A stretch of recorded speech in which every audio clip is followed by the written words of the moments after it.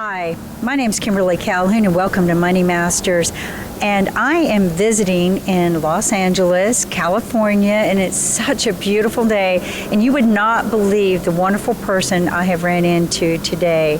And as you guys know, every once in a while I get out there and I just meet some really fabulous and exciting people who are advocating some amazing causes. And I've got with me today Jeff Eichen. That's how you pronounce it. I did it right, folks. Hi, Jeff. And wow, I love your clothes. Oh my gosh, you are just so... my vest is made out of hemp. Oh, get out. That's 100% hemp. No dirty cotton, everybody. How does it feel? Well, seeing as it's so soft. Seeing as my project is connected to it. Well, let's talk about your project. It's called Lifer's Madness. And so, Jeff, these are true stories told by people who have been imprisoned. This just breaks my heart. Imprisoned for their life. Many people do every day, and that's marijuana. Now that it's becoming more legal, it is absurd that the rules haven't changed and we've brought our prisoners home. Where's the common sense in all of this? There are lifers still in prison, everybody, for 3 strikes. They haven't repealed and that. Talk about these lifers. I mean, for what? Let's tell the story.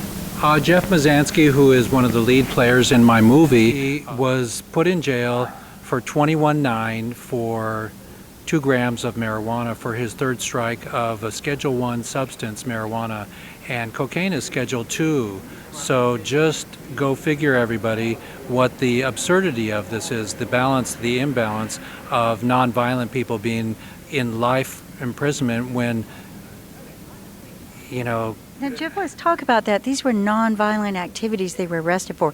They weren't out shooting somebody for the drug. They were just busted with the marijuana.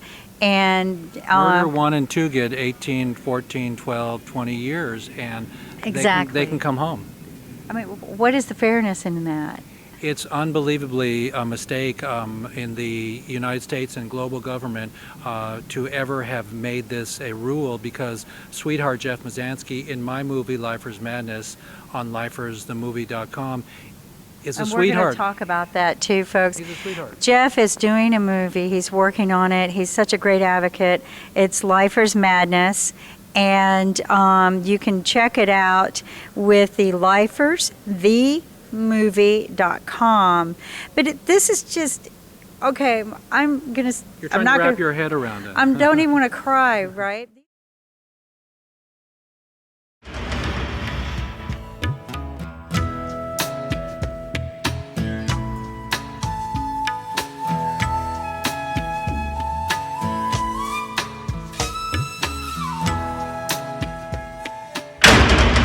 Spending this time in prison means getting that done. Then it'll all be worth it.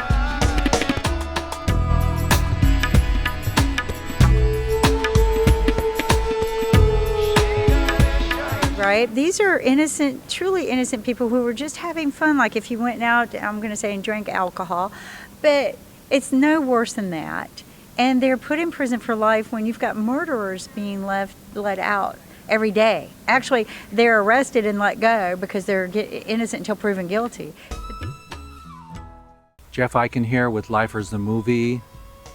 I'm sticking to my story. Thank you all for joining in here and watching this incredible story of people, yes, still in prison for life, for a plant, and for nonviolent crimes. It's time to level the playing field and to tell your authorities and globally to end prohibition.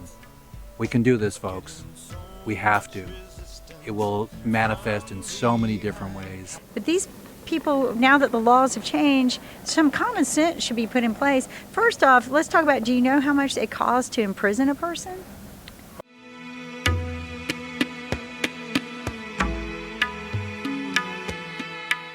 That's huge expense on our society that is unnecessary. We need to be making room for the really dangerous people.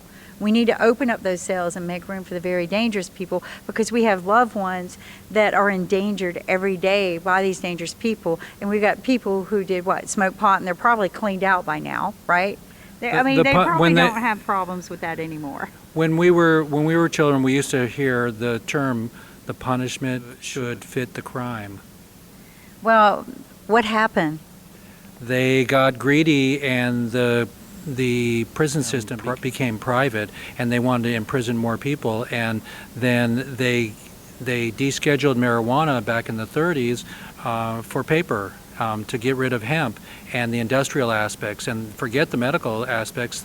The plant is paper, fiber, fuel, medicine, Right. and it is such a beautiful plant that we need it back globally so we can have more income, we can have more farms, and that no one should be in jail for It's a a plant. healthier means of domesticated products. There's hundreds of purposes for the industrial aspects and the medical aspects of the plant. I won't go into it. You can see my movie. There's people that substantiate it. There's young children that have been lessened with their cancer because of it. They've found receptors for PTSD for the prisoners of war, and they're keeping it from our people still. It's changing, and we're feeling good about Well, that. you know, economically, I think it would be better for us to engage and embrace it and control it, right? And tax it and sell it. Prohibition never worked on alcohol, It didn't, and we still drink alcohol. and now we have to release prohibition on marijuana But and you know cannabis. what? They tax alcohol, right? Let's do it with marijuana. It's That's okay. right. And Let's you go can with take that. that money and you can put it back into a rehabilitation centers for the opioid, right? We can take the money we make from that, but we're spending money imprisoning people on that. But the imprisonment itself is wrong, okay? But if you want to get to the heart of the government, we're wasting money on these people. Okay, guys? So we've got a governor running right now, Looper. I think I said that right. He's the governor of Colorado. He just announced his presidency campaign. And people, we can generate this into a revenue model so that we can utilize that money to help stop the opioid use. We can control the content and control how dangerous it is. We can make it safer for people to use. We use it for medical. We can use it for clothing. What a wonderful way to utilize our resources and make it domesticated. And I don't think there's an issue with that anymore. And I think we need to release the people from prison. So please help us. Join our cause here. Get online with us. Watch the movie. Help support the movie. Help Jeff. Jeff, thank you so much for your time. I love your hat. Is that a part of the... It's not hemp, but it's part of my get-up. It's part of my It brand. blends. It's green. Look at the pin.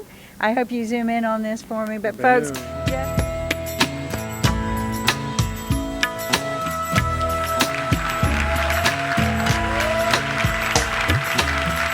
Something happened here. So share this movie and share your thoughts and keep the conversation going. Jeff Eichen for lifersamovie.com. Blessings.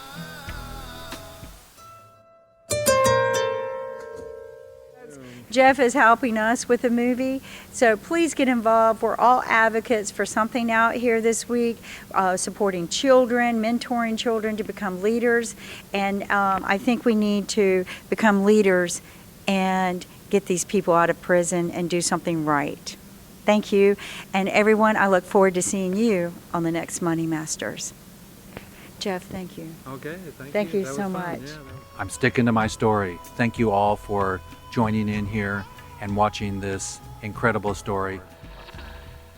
Hemp, hemp, hooray. I mean what I say.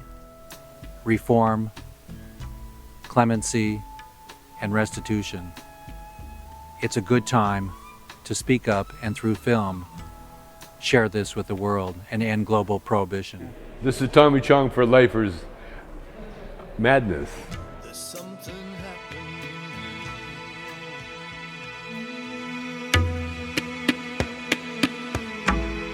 Hip, hip, hooray!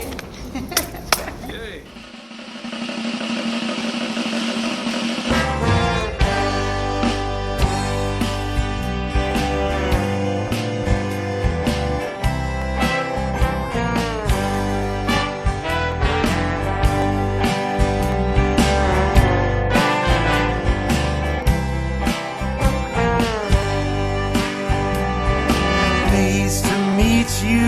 Take my hand and let's go to Tupelo.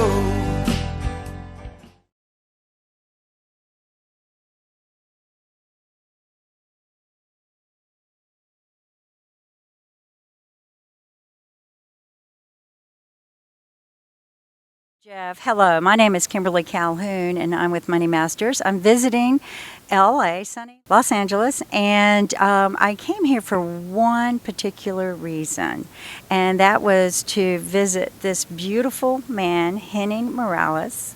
He is doing a movie, but I had to come here to get a book, but we're going to talk about that in a minute. Henning, hi. Hi, how are you? So we have had a lot of fun on set this weekend, haven't we? It's been fun. Fun times three. Fun times three. You do that a lot. Yeah, everything happens in threes. Did this come from the chanting? Yeah, fun. Yeah, it's got to have three. And we've got this handsome young man, which is his son Darius, with us. Did I say that right? Yeah. Yes, and lovely signature there. But we're going to get into the books in a minute. What I want to talk to you about is Henning has got this true fiction story coming out. You did a first film. Tell us about the first film. The first film was actually a short film called Romancery, a 20-minute musical adventure, kind of like a rock opera, 5 different songs and mostly music and really cool imagery. And we expanded that to a feature-length film called Rebelistic, and that is an hour and 40 minutes. And it's a teen family drama, if you will, action drama that has a very profound life lesson, life messages, and coaching for the youth market, wrapped in a kind of crime drama, if you will. Yeah. Well, I know, and I mean it's been a long 3 days, and he's been kind enough to let me do this interview. Well, it's 2 days, but a lot of planning went into this. So tell us a little bit about. I mean, you've got this big heart wanting to inspire the youth to do more and be more. You've got 4 beautiful children, and then you just keep going and doing some wonderful things. You've got this one book for the children. And you co-wrote this with your twins, am I right? That's right. So tell me a little bit about it. Well, Darius can start by telling you how it all started. You want to share a little bit? Yeah. Tell them how it started, maybe? So how it started was when me and Achilles, my twin brother, were 7 and 8, our dad used to tell us stories. And we used to give some ideas, and then our dad, Henning, right here, was making up the story, and then we one day we just came up with the big brain bunch. We're doing baseball stories, and and that's just how it started. Good job. Well, that is that's awesome, right, the Big Brain Bunch, and I can't wait to read it. Now, baseball is a big thing in your life, isn't it, Henning? I heard the most just passionate story this weekend. Number 15, I think you almost made me cry. I mean, this baseball was a big part of your life, wasn't it? Absolutely. It's all I wanted to do since I was 5, 6 years old was be a professional baseball player. I thought about nothing else, didn't want to be anything else. I wanted to play third base for the New York Yankees, replace Greg Nettles. And I started out as a catcher, as you heard the story. I wore number 15, and all throughout my little league, I was no other number but 15 for Thurman Munson, and I'm a huge Yankee fan. And for me, my story started, really, my journey started when I could no longer play baseball, when I got injured and could no longer play baseball. And then I got in a troublemaking spree, which lasted about a couple of years, from 15 till 17. And then I met some high-powered motivational masters like yourself, and turned my life around. And I was I never forgot those days, and I never forgot how much those people meant to me. And even though it was an insane business that they brought me into, you had a chance to see the actual insanity. Oh my goodness. I can't wait for the rest of the world to see this. I have got all of this in my mind. I go to bed with it at night. It's beautiful insane, though. It's like evangelistic, right? Well, the experience for me was definitely a strange world I was brought into. But what happened, Kim, was it got me away from my troublemaker friends. It got me away from people who wound up leading criminal lives. It got me back to mentorship, back to coaching. And you know, it's funny with teenagers. It's not funny. It's just fascinating, I should say, with teenagers. And young adults, we all need mentorship. We all need coaches. We all need people who we can look up to that we can glean from. And in sports, for a lot of us who are athletes, we get that from our coaches. We get that from the older players who we look up to. We're trying to impress. And then for me, when those coaches were no longer there for me, and I played every sport. I didn't just play baseball. I played football. I played basketball. I played wrestling. I wrestled. That's how I got hurt. I played wrestle. Right. I wrestled. I played tennis. I played every sport I could play. And my coaches were my mentors. And when that support structure went away from me as a teenager, I went crazy. I lost my mind. I didn't know what to do with myself. And so it's so important. And I didn't, at the time, didn't even know what was happening. I think back, because again, when you write down real stories about what happened, you go back in time and you go through your mind of what you were thinking, and I wasn't even conscious during that time. But looking back, it was the lack of mentorship and the lack of coaching that I was missing, and as soon as I got it, I was back on track, even though again the world was the world I was brought into was pretty out there. So the message to parents and to coaches and to parents, coaches, mentors, educators is to pay attention to kids. If there's a life-changing event in their lives, pay attention to what's going on with them, because nobody even paid attention to me, because I was always okay. It was never a problem with me. But then when my dream was shattered, that's when my whole life went away, and I could no longer cope. So that's where it all started, and yeah, it turned into an exciting adventure. When that was all done for me, that period of my life and that company and those people, I went back to school, and I used all the skills and abilities that I learned during those couple of years to go back to school and really become educated, and I graduated with honors at NYU, and then went off to law school down here in San Diego, and for goodness sakes, became a teacher and a mentor and a coach, and then now I actually teach courses at this amazing college here, and I would never have imagined that in a million years, for me to be in a position where I'm going to tell somebody else how it is they should be coaching young people, but it worked out that way. So there you go. Education became very important to you, almost like it replaced the sports that filled your life. Am I right? Well, to a certain extent, I felt, I was a high school dropout. I dropped out of high school when I got around my mentors and started learning about what really made me happy. And I realized that school did not make me happy. I was miserable in high school, and I found my place. But really, it was as my friends were getting older and graduating high school and going off to college, and then the business not working out, I really did not feel smart. In fact, I wasn't smart. I was really what we used to call blockhead, or I think blockhead is like a good thing now. It's a positive thing. I remember that term. That was a big term back blockhead, in the day. Knucklehead. I got all kinds of names for people who are not paying attention to what's going on, without calling them the actual thing that you want to say about it. But I felt like I really didn't know. I felt like abandoned. Like all my mentors had abandoned me, and all my teachers, and I needed to learn myself. I needed to take matters into my own hands. So I delved into books, and I got back into learning and growing that way, really to get the knowledge so that I could really, carve my own path in life. And that's what got me back in school, and that's what got me motivated. But I really did get a lot of value from my professors, even at community college, and even when I went back to get my GED, the equivalency diploma. I went back to my old principal, who I used to terrorize that school, and he actually helped me. He helped me to get my GED. I was shocked. And again, for parents or for young people out there, like when you think like everyone's against you, like I thought that all parents, all teachers, couldn't stand me. Why would they even want to help me? But it was the way I was behaving that was causing them to not like me. It wasn't that they didn't like me, is that I was causing problems, and as soon as I stopped causing the problems, I got a lot of help from even my principal, Delaney. I'll never forget, that he helped me get back into school, and all my professors at community college. I loved them. My favorite professor was my speech professor, and that's when he had written a book, and I thought it was really cool that my speech professor had written the textbook for the class, and he took me under his wing a little bit, and I started doing speeches, and I loved it. And you're very good at it, by the way. That's when it came from then. I found my calling and went from there. So I really enjoyed the college experience, going over to NYU. I spent a summer at Harvard which is another whole nother life. Don't even ask me about that. We'll be here all day. That will be another. We're going to do another one, I promise. We'll do another one. But that summer was amazing.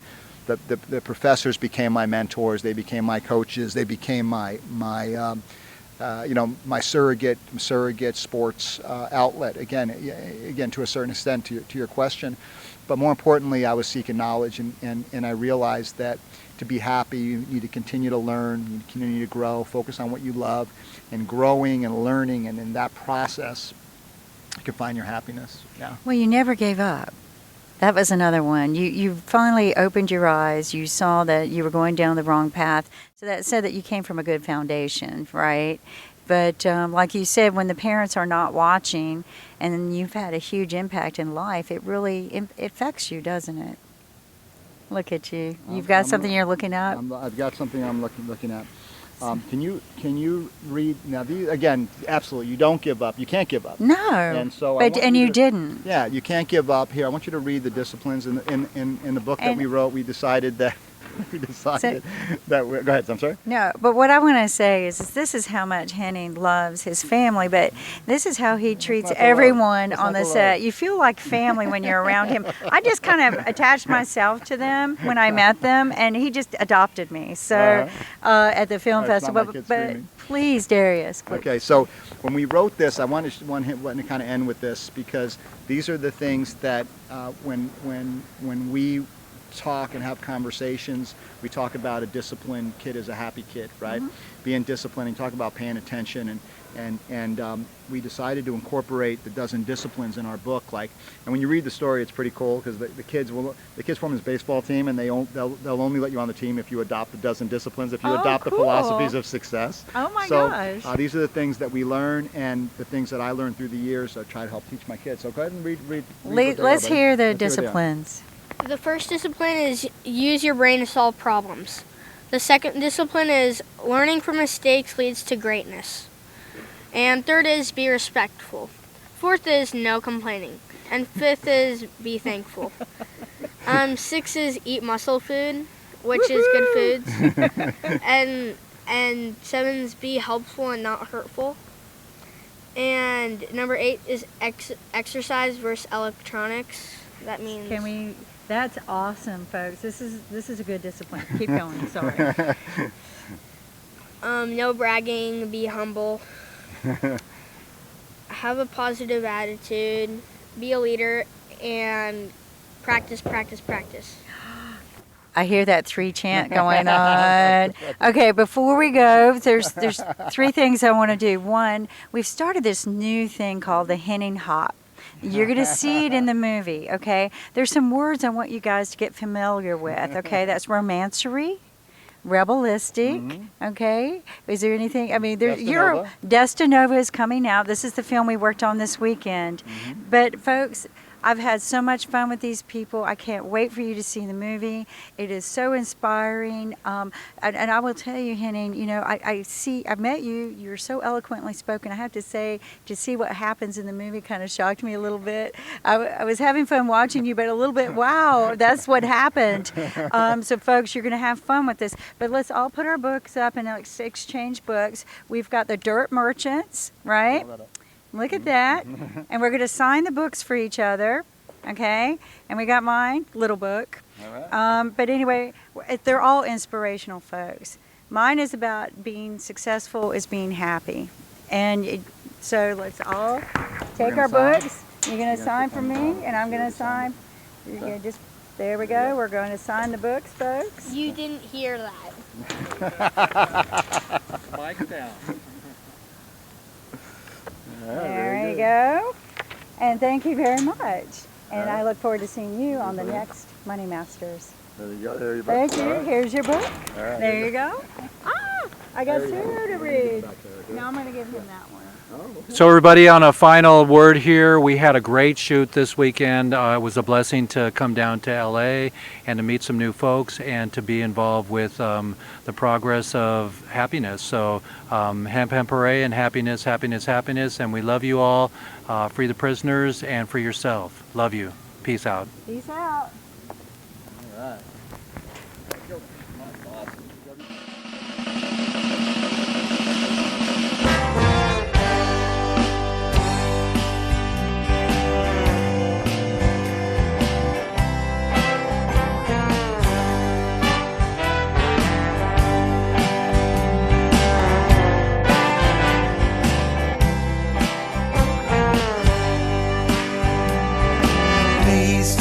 meet you, take my hand and let's go to Tupelo.